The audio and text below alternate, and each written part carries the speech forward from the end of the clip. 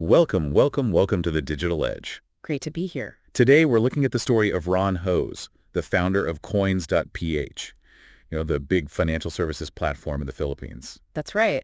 And we're really focusing on his journey, especially how he handled those early failures to eventually build something huge. Yeah, it's not just about the success, but the road getting there. We've got insights from his TEDx talk, a Hustle Share interview, some news articles. And his background, yeah. It paints a pretty interesting picture. So let's start at the beginning. He had this strong tech background, right? Computer science, machine learning. Yeah, studied in the U.S., but his first jump into entrepreneurship, he actually turned down a consulting job to start his own thing. And how did that go? Well, it failed. Pretty fast, actually, within months. And it wasn't just one try. He had several ventures that didn't quite take off early on. That's rough. But it seems like that became a core part of his philosophy, learning from things not working out. Exactly. He talks about how dealing with setbacks is, the crucial part, how you react and keep pushing forward. Like that early eBay venture he mentioned, exploiting price differences. Right. Back in the early 2000s, he built a scraper, basically software, to find underpriced electronics on eBay. Think iPods. Okay. And it would automatically bid, aiming to buy below average and then resell just slightly above. A classic arbitrage play. Smart, but sounds precarious. It was. And he learned a huge lesson. Don't build your entire business relying completely on another platform. PayPal flagged his activity eventually. Platform risk. Yep. And it showed that, arbitrage alone isn't always a scalable long-term business model. You need something more substantial. So that pushed him towards something new. TalkBox. Seems like it. Yeah. Inspired by YouTube's rise, he saw webcams getting built into laptops everywhere. He thought, okay, there's potential for easier video communication here. Making it easier, faster, cheaper, that principle he mentions. Exactly. They got investment, built the tech quickly in Silicon Valley, good timing, strong team, solving a real pain point before things like Skype were quite as ubiquitous or easy. And TalkBox did well. Got acquired. It did, by Telefonica eventually. Ron actually left before the final deal closed, but he learned a lot during that process. Things like liquidation preferences in investment deals. Oh, interesting. That must have been valuable knowledge for what came next. Definitely. It probably informed his move into venture capital, becoming a founding partner at Innovation Endeavors. So now he's on the other side, looking at startups. What did he take away from being a VC? A much broader view, for sure. Seeing tons of business models, what works, what doesn't. He really learned to value the team, the vision, those early KPIs. Understanding the difference between PE and VC, numbers versus the story and the people.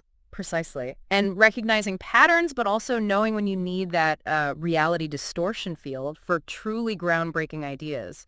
Believing in something before the data fully proves it out. Okay, so he's got this deep experience in the U.S. tech scene, both building and investing. What sparks the move to the Philippines? That feels like a big pivot. It was driven by this desire to build something, big, but also with a positive social impact. He was traveling in Southeast Asia, Philippines, Indonesia, Malaysia, around late 2012, early 2013. And what did he see there? Something striking. Even in remote areas, mobile phone usage was high, Facebook penetration was huge. People were connected online, even if they lacked basic services like easy banking. So the infrastructure for digital reach was there, even if traditional infrastructure wasn't. Right. And he chose the Philippines specifically. Big enough market, English speaking, good growth potential, and he just felt sort of at home there. And he saw different ways to innovate in emerging markets. Yeah, he broke it down. You could do labor arbitrage, you could import successful models from elsewhere, or you could solve unique local problems. That third one excited him most. Which led him to financial services. Yes. Partly from his own frustrations, but also seeing the struggles people faced with things like sending money home, remittances, or just getting a bank account. And that key observation, more Filipinos had Facebook than bank accounts. That was the light bulb moment. Connectivity was the bridge. So the idea for Coins.ph started forming. Use tech, initially thinking about blockchain, to make finance accessible. But launching in 2014, especially with Bitcoin, that must have been challenging. People didn't really get it back then, did they? Not really. Awareness was low, and what people did know was often negative, like the Mt. Gox collapse. So Bitcoin wasn't exactly a trusted term. So job number one was building trust. Absolutely. Trust with partners, trust with customers. It took time. They focused relentlessly on solving actual, tangible problems, making remittances easier, paying bills online.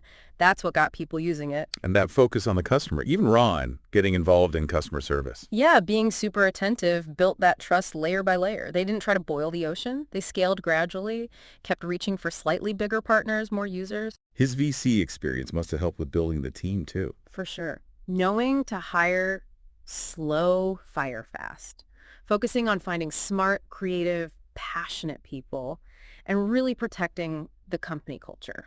Quality over just quantity. And all that groundwork, solving real problems, it eventually made Coins.ph really valuable, Oh, leading to the acquisition by Go-Jek, which is now Go2. right. Building something valuable gives you options. The acquisition was strategic. You had big, heavily funded competitors like Gcash and Paymaya emerging. So joining forces made sense. It did. Synergies with Go-Jek services, plus the need for serious capital to compete long-term in that e-wallet space. And it was a way for investors and employees to see a return. And his earlier experience with acquisitions, understanding cap tables and liquidation preferences, that probably helped navigate the deal smoothly. No doubt. Those details become incredibly important during an exit. Looking back, Ron's journey really highlights that persistence, Yeah. right?